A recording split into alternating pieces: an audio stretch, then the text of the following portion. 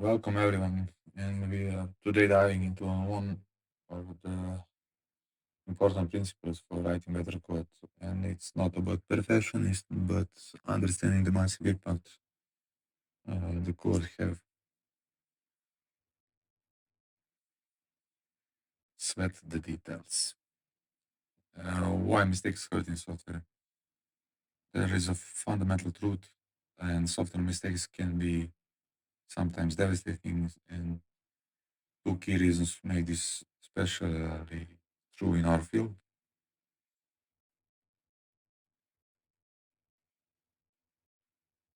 One reason is software is naturally scalable, so software can serve over a billion people, like all the big tech companies, cloud services like AWS, Azure, are make scaling incredibly easy. So just throw money and they have a lot of money. Second reason is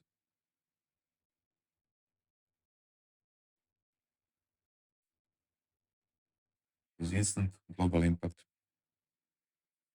So when you push code, it's instantly live for your users, and there is no delay, no shipping time. It's immediate global deployment, and in the same time, it's a superpower and big responsibility as it's add value instantly or breaks instantly. And unlike other industries, this we don't have the luxury of time buffers usually, and edge cases are most where are most bugs hide outside the happy flow. The happy flow is easy, and that would be like a perfect scenario, but uh, the devil is in the details, and detail orientation is equal success multiplier.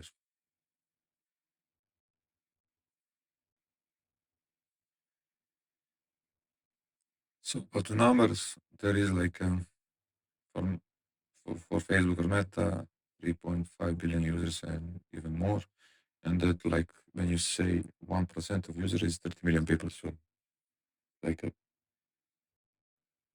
not small country, it's like a medium country. It's all of this. And like for that number, even 0.2 is like a half million users. So we need to push software to the limits in all phases. And this isn't about testing, it's a mindset for every phase.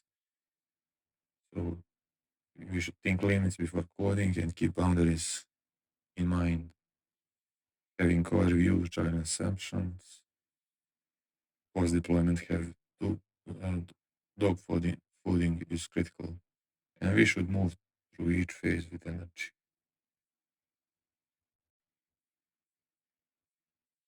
Call out its address edge cases. So there is a critical distinction here. When you slow down for this point, I'm not saying fix every edge case you find. And over engineering is a real and dangerous issue.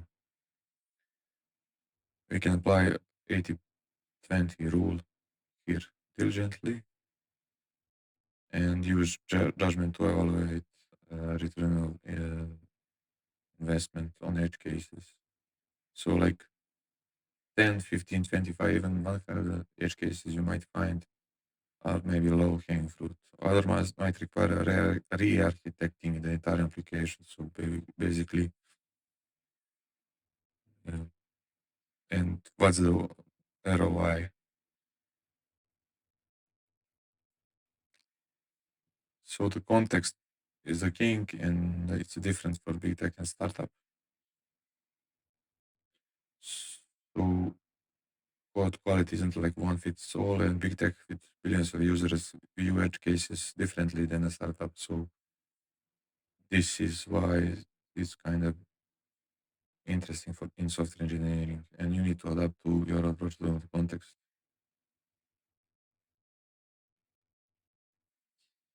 As in big tech, you affect a lot of people. You must ca- care about tiny percents. Or let's set up a scenario in with lazy and reasonable engineer. Lazy would be say it only affects 1% of users, and reasonable would calculate with how many people is affected. So assume your users like this. This is your user mindset. They are pushing software to the limit. So extract yourself from the healthy flow bubbles. And as happy flow is documented and easy and fun, the edge cases are where the real engineering happens.